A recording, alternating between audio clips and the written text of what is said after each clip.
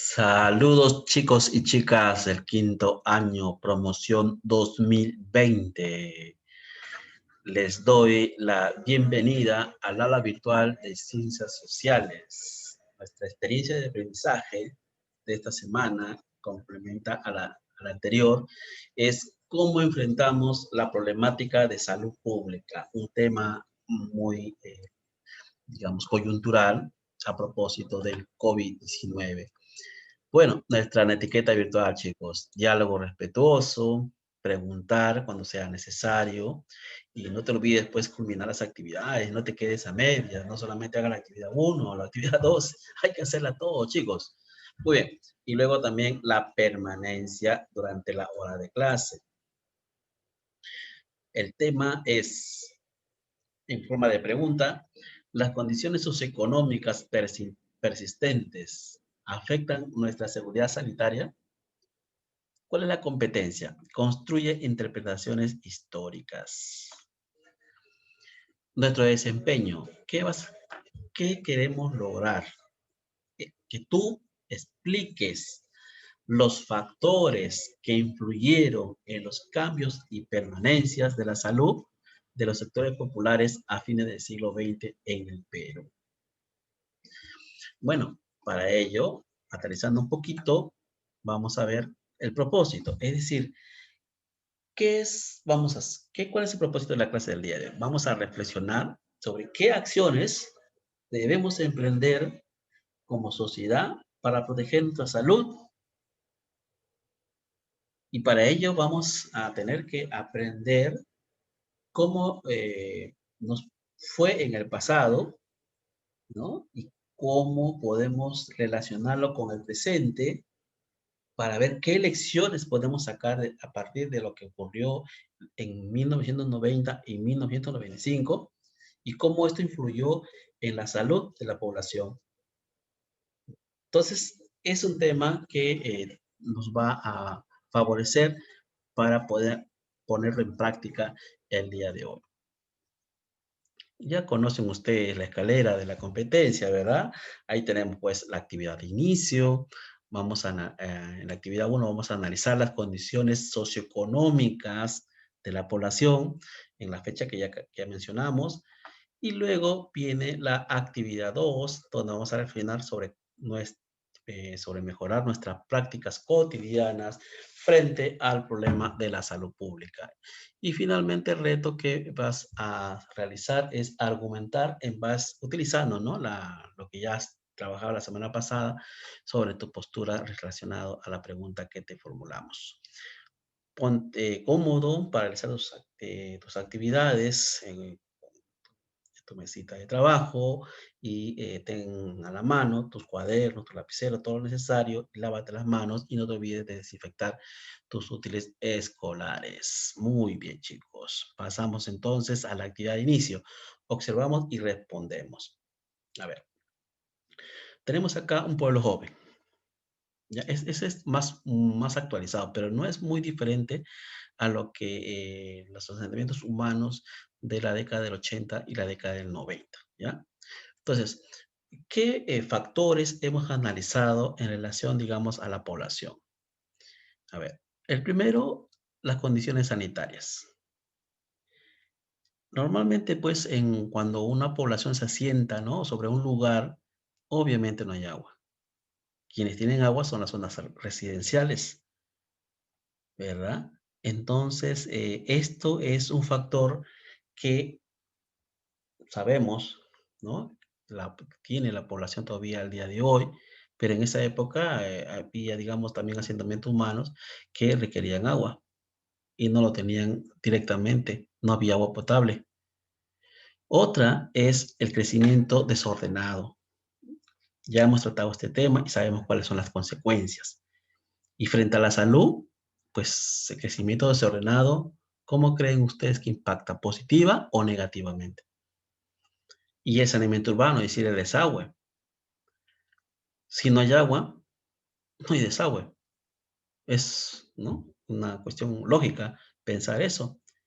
Y si eso pasa en la ciudad, ¿cómo creen ustedes que es el saneamiento en las zonas rurales? Pueden tener agua, pero ya saben el agua cómo se encuentra. No es agua potable. Y tendrán desagüe donde las personas realizan sus necesidades. Si no hay desagüe, ¿no? Y si hubiera desagüe, ¿a dónde creen que va? ¿Ah? Entonces, miren, eso es otro factor más en cuanto a lo que tiene que ver con el tema de salud. Y luego de ello viene la situación económica. Del 85 al 90 vivimos realmente, pues, una época económica terrible. Los 2 primeros años del gobierno de Alan García fueron buenos, pero las otras 3 pues, la terminó por catapultar, la mató. Hubo una hiperinflación que generó, pues, que los productos, ¿no? En cuanto a sus precios, se elevaran todos los días. Y las amas de casa eran las que sufrían directamente el impacto, digamos, de la economía, de lo mal que se encontraba la economía, ¿no? Una crisis económica terrible. Algunos dicen que no se compara a la día de hoy, porque sabemos que no se compara, porque obviamente este virus nos ha atacado, pues, de una manera tan inesperada, ¿verdad? Bueno, a ello tiene que ver la política de salud pública. Cómo el Estado ha enfrentado también en el pasado, pues, el problema de la enfermedad del cólera, que no ha desaparecido. Cómo ha enfrentado el problema de la tuberculosis, que se sigue todavía manteniendo hasta el día de hoy. Y cómo está enfrentando el COVID. Si no ha sabido enfrentar el cólera y no ha sabido exterminar totalmente la tuberculosis como Estado, como política, con sus políticas de salud pública, ¿cómo está enfrentando el COVID? ¿Mm? Y luego, mira, a ello se unen los centros de salud, los hospitales, las postas. Bueno, obviamente, los centros de salud privados están en mejores condiciones, obviamente, pero ¿quiénes van ahí? Pero el pueblo, ¿a dónde acude mayormente? ¿Y cómo encuentra los servicios sanitarios? ¿Cómo encuentra, digamos, atención inmediata? Entonces, estos factores que acabamos de mencionar y que ustedes lo han analizado en la clase pasada, tienen que ver mucho con la salud en cuanto a controlarlo. ¿Cómo se controla una enfermedad que afecta principalmente a la clase más necesitada? Pues bueno, entonces frente a ello, tú me vas a responder a estas 3 preguntas. ¿Cuál de estos factores, hemos mencionado ahí ya, habrá sido el de mayor incidencia en los riesgos de seguridad sanitaria? Explica brevemente en 2 o 3 líneas. Segunda pregunta, ¿qué es la salud pública? ¿Qué es la salud, perdón? ¿Qué aspectos lo comprenden? Y pregunta 3, ¿qué acciones debemos emprender como sociedad para proteger nuestra salud? Acciones concretas, chicos, ¿ya? A ver. Muy bien, una vez que ya desarrollado esas preguntas, pasamos a la actividad 1. Analizamos cómo las condiciones socioeconómicas de la población en este periodo influyeron en su seguridad sanitaria. Para ello, obviamente, vamos a revisar el recurso 1 y anotar las ideas principales.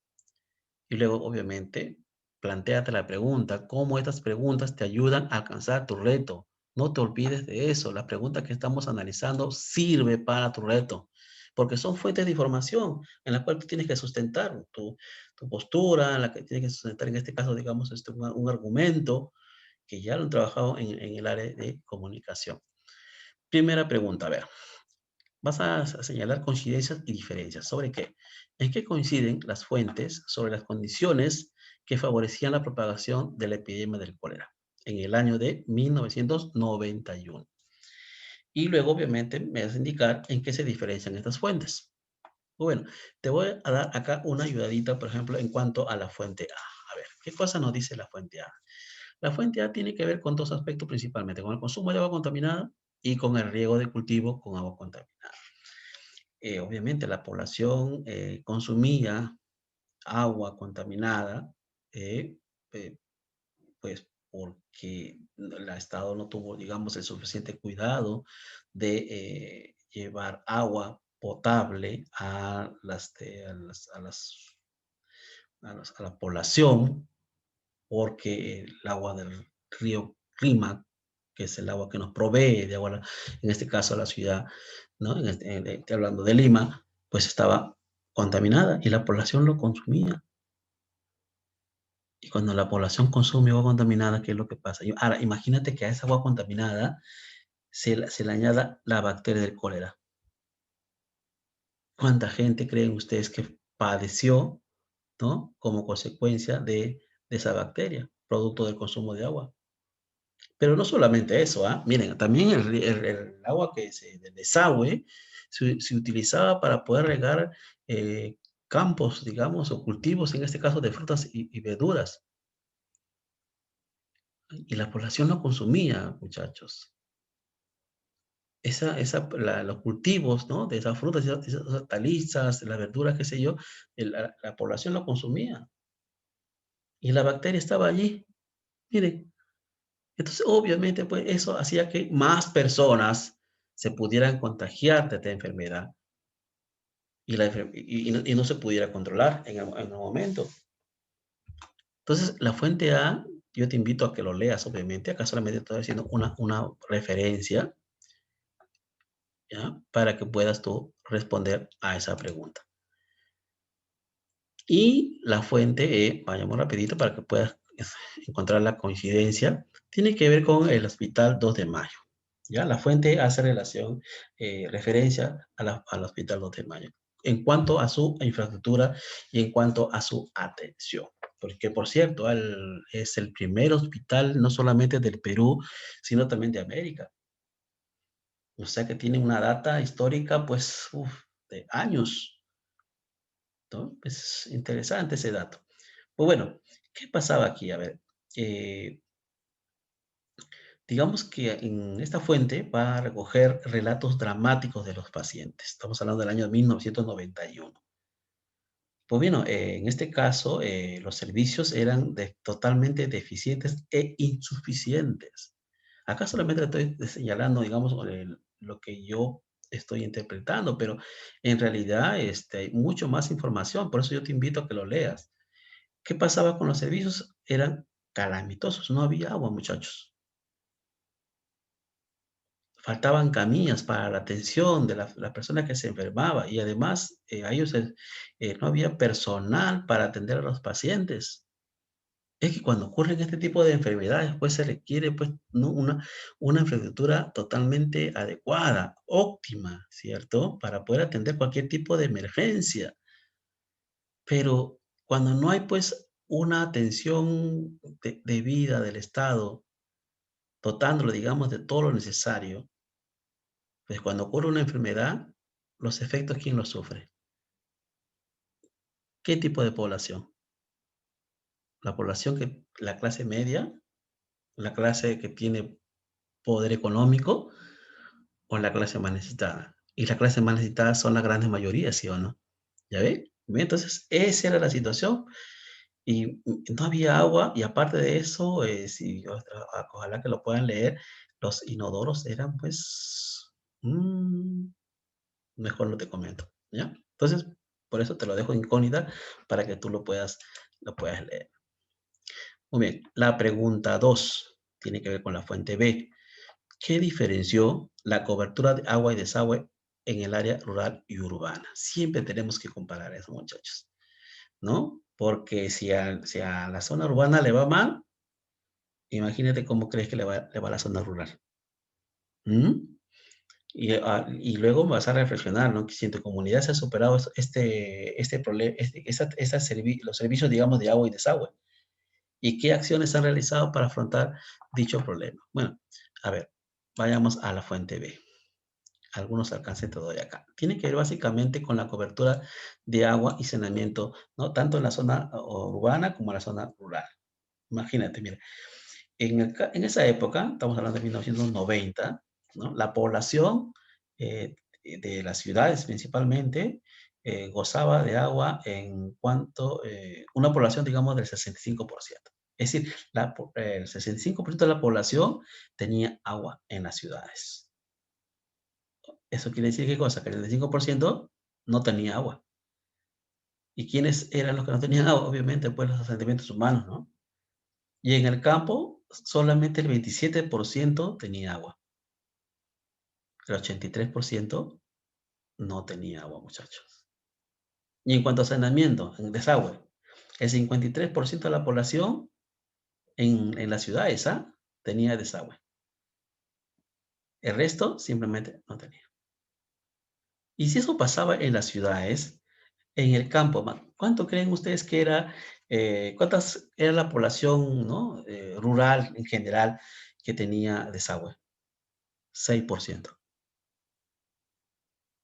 El 84% no tenía desagüe. ¿Dónde cree que hacían sus necesidades? ¿Con qué hacían, digamos, sus alimentos si no tenían agua? ¿Dónde? Entonces, ese era realmente calamitoso, ¿no? El día de hoy se ha superado en gran parte, pero todavía sigue habiendo una proporción de la población que simplemente no tiene acceso ni a agua ni tiene desagüe. Esa es la situación. A ver qué otras conclusiones puedes tú extraer de esta fuente B. ¿Ya? Muy bien. Tercera pregunta. Dice ahí, en relación a la fuente C. ¿En qué medida la pobreza y la poca atención a la salud y la educación? Miren, estamos hablando de la pobreza ya, de la consecuencia, ¿no? Y la poca atención de parte del Estado a la salud y a la educación es también una condición para el incremento del cólera. A ver, veamos qué nos dice la fuente C. ¿Ya? A ver, aquí hay algunas imágenes que nos pueden ayudar. Hablemos de la pobreza entre 1985 y 95. Una década. ¿Aumentó o disminuyó la pobreza? La pobreza aumentó, muchachos. Del 85, que gobernó Alan García, al año 95, que terminaba su primer gobierno de Fujimori, que luego se reeligió, la pobreza aumentó del 41 al 53%. ¿Eh? Más de 10%. ¿Y cuánto es, digamos, en cantidad? Bueno, de ahí en el año 97 bajó al 51%, pero 2 puntitos. Uno dirá, oh, bueno, profe, pero son 2 puntitos que bajó, nada más. Sí, pero en cantidad, ya no en porcentaje, sino en cantidad, ¿cuánto significa, digamos, ese porcentaje de la población? 12 millones de personas. 12 millones de personas. Actualmente era, antes de la pandemia, cerca de 6 millones. Después de la pandemia, según algunos especialistas, es de 27.4%. Dice que es aproximadamente, bordea ya casi bordea los 9 millones de personas. Es decir, que la pobreza se ha manejado, pues, de una manera indiferente, ¿no creen? Que no interesa, ¿no? No, la población, pues, tiene que vivir en esas condiciones. Pareciera que fuera el mensaje. Pues bueno, ese es en cuanto a lo que es la pobreza. Ahora, el régimen de Fujimori implementó, digamos, un modelo neoliberal. El gasto público en salud y educación era el más bajo de la región en América Latina. Entre 1990 a 1997, miren, aumentó del 2.3 al 5.8. Bueno, y en educación pasó de 2.4 a 3.1 en el mismo periodo. La primera es de salud, de 2.3 a 5.8. Aumentó, uno dirá, bueno, bueno, algo es algo, profe. Sí, pero no es suficiente. Y en educación, miren, en la que estamos nosotros imbuidos, de 2.4 a 3.1, muchachos. Y luego en el año 98, este es lo más gracioso, en el año 98 bajó a 2.9%. O sea, aumentó poco y encima disminuye, ¿no? Eso es lo irónico de nuestro país. Entonces, la preocupación del gobierno de Fujimori no se centró tanto en la salud y la educación. Uno puede decir, pues no, mira, Fujimori, no, uno de los mejores presidentes del Perú y mucha gente lo defiende, por cierto. Pero ahí están los datos, muchachos. No les miento. ¿Ah? No estoy hablando solamente por decir. Ahí está la fuente, incluso para que ustedes puedan constatar que eso realmente ocurrió. Entonces, la preocupación del Estado, digamos, de Fujimori, se centró básicamente en el crecimiento económico y no en mejorar las condiciones de la población. Ahí está. Esa es la información en cuanto a la pregunta, en cuanto a la pregunta 3. Y tú ya me responderás. Pregunta 4. ¿Cuáles fueron, y acá vamos a ver el caso de Cajamarca, 1991 también, cuáles fueron los factores que favorecieron la propagación del cólera? ¿Estás de acuerdo? ¿Por qué? A ver, vayamos rapidito a la fuente D. ¿Qué pasó en Cajamarca? A ver, en la zona rural y centros de salud, los centros de salud eran alejados. Mira, fíjense ahí, mírenme. La ciudad es la que está aquí al centro, obviamente, donde dice Cajamarca. Fíjense la distancia a los pueblos. Distantes, muchachos. Entonces, si una persona se enfermaba en Selendín o se enfermaba de repente ¿no? en Parlamarca o en Cajabamba, los centros de salud quedaban totalmente lejos. O sea, cuando la persona ya llegaba, obviamente, pues llegaba en condiciones pésimas y muchos no lo soportaban. Uno era eso. Otro, las carreteras, muchachos. Eran carreteras, no eran asfaltadas, no estaban asfaltadas como el día de ahora, por ejemplo. Eran carreteras. Y cuando llovía, ¿cómo creen que quedan las carreteras? ¿Ah? Bueno, a ello se suma, pues, que los gobiernos locales también, pues, eran muy débiles, ¿no? O sea, no enfrentaban el problema, no había mucho apoyo de esa parte. Y mire, ya esto se suma algo que yo al leerlo me pareció realmente, a ver cómo lo toman ustedes, a ver. Había una desconfianza a la medicina convencional, es decir, a la medicina moderna de parte de las personas. No aceptaban curarse con las medicinas, porque estaban acostumbrados a curarse con elementos naturales. ¿Y quiénes apoyaban esto? Habían grupos religiosos que se oponían a que la población se atendiese, ¿no? Con los médicos. Consecuencia, la gente moría, pues. Y aparte de eso, cuando enterraban a sus muertos, pues, tú sabes que en la sierra, pues, a veces se hace todo un ritual de 4 o 5 días, hasta el día de hoy se mantiene. Pero el cólera estaba ahí en el cuerpo, y las personas, pues, tienden a bañar al cuerpo, y ahí está la bacteria. ¿Qué pasaba con la persona, sabes? Se contagiaban, ¿sí o no? Y no solamente ese recipiente que se usaba para bañar a los muertitos, también se usaba para el alimento. Entonces, pues, esto era una situación realmente caótica, la que se vivió en Cajamarca en el año 1991 a propósito del cólera. Yo te invito a seguir leyendo la información y te vas a dar cuenta que te vas a quedar impactado, de repente, mucho más que yo. Bueno, esas son las 4 preguntas que me vas a responder en base a las fuentes que acabo de mencionarte. ¿Listo? Muy bien. Pasamos a la actividad 2. Para eso vas a revisar el recurso 2, prácticas higiénicas. Acá entramos ya a lo nuestro, ¿no? A lo concreto, a lo práctico, ¿no? En este caso, ¿qué pasó? Pero para eso vamos a analizar el caso Iquitos, año 1991 también, justo en pleno auge, digamos, de la enfermedad del cólera. Bien, preguntas, a ver, según la tabla que vas a analizar enseguida. Pregunta 1. ¿Qué conclusiones se puede obtener sobre la práctica de lavado de manos? ¿Va? ¿Ya? Tú vas a analizar ahí un cuadro y me vas a sacar tus conclusiones primero, ¿no? Sobre la práctica de lavado de manos. ¿Ya? Entonces, pero te voy a dar una ayudadita, obviamente, ahora. Pregunta 2. ¿Cuánto influye la familia y los medios de comunicación para promover en la práctica del lavado de manos? ¿Quién tiene más impacto? A ver, crean, digamos ustedes, a ver, ¿la familia o los medios de comunicación? Y una vez que me respondas eso, vas a reflexionar dos preguntas más. ¿Cómo contribuyes en la familia con la práctica de lavado de manos para hacer frente al COVID-19, que ya es más actual?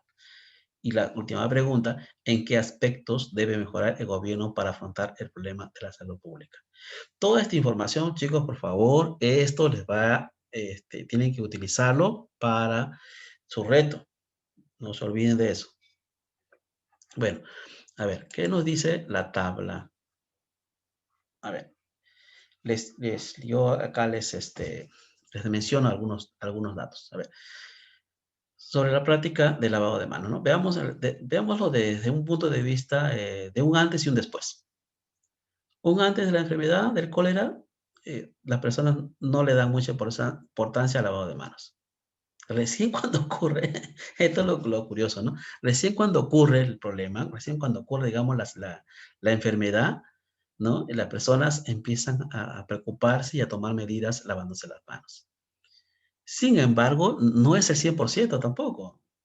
¿Ah? Siempre queda un margen de, digamos, de población, de personas, que dicen, no, a mí no me va a pasar nada, que total, pues lávate tú las manos, yo igual sigo pues, haciéndolo mi vida y total, si a mí me afecta, me mata, pues me matará, de algo tenemos que morir, dicen, ¿no? La gente, ¿no? Esa es la frase que últimamente utilizan bastante. Entonces, a pesar de la situación, siguen habiendo, pues, personas que no se lavan la mano, ya sea, pues, y eso, miren, ¿cuándo, en qué momento deben lavarse las manos? Después de terminar sus alimentos, ¿cierto? Y cuando uno va a hacer las necesidades en el baño, ¿sí o no? Tú te lavas las manos cuando después que haces tus necesidades, te lavas tus manos después de consumir tus alimentos, o solamente te limpias con papel higiénico, ¿mm? O con papelito. Entonces, son cuestionamientos que uno tiene que hacerse, ¿sí o no? Y no echarle la culpa a los demás. No mires a los demás, tú mírate primero a ti mismo. Si tú estás haciendo eso, ¿no? Para enseñar también a los demás. De eso se trata, ¿no? Entonces, y la otra pregunta era, ¿no? ¿Cuánto influye la familia y cuánto influye los medios de comunicación? Miren, según la tabla que vas a analizar tú, esto solamente son imágenes. En el caso de la familia, influye un 19% y un 31% en el lavado de manos después de defecar y alimentarse. Parecía que no hubiera mucho impacto, ¿no? 19%, chicos, 31%. ¿Qué es eso, no? O sea, ¿por qué? ¿Por qué la familia no no se promueve más el lavado, con mayor incidencia el lavado de manos? Ahora vayamos a los medios de comunicación. Mire, influye entre un 91 y 81%. O sea, le hacemos más caso a los medios de comunicación, ¿no? Porque seguramente pues hay ¿no? Hay un impacto, ¿no? De cómo lo organizan, digamos, la propaganda, la publicidad, para obviamente crear conciencia pues en la persona, ¿no? Ya que no le haces caso a tu papá, a tu mamá, ¿no? Es más, ni tu papá ni tu mamá de repente promueven eso, ¿no? En casa, de manera general estoy hablando, ¿no? Entonces, le hago caso a la televisión, pues, ¿no?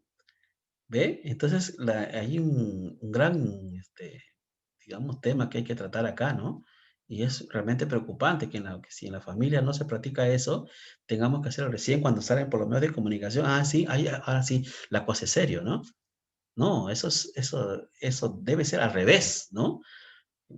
Y que los medios de comunicación refuercen en todo caso, ¿no? Esas prácticas que debemos asumir, ¿no? Las personas. Pues bueno, esa es un poco la información que te puedo brindar en cuanto a la actividad 2, ¿ya? Muy bien, chicos.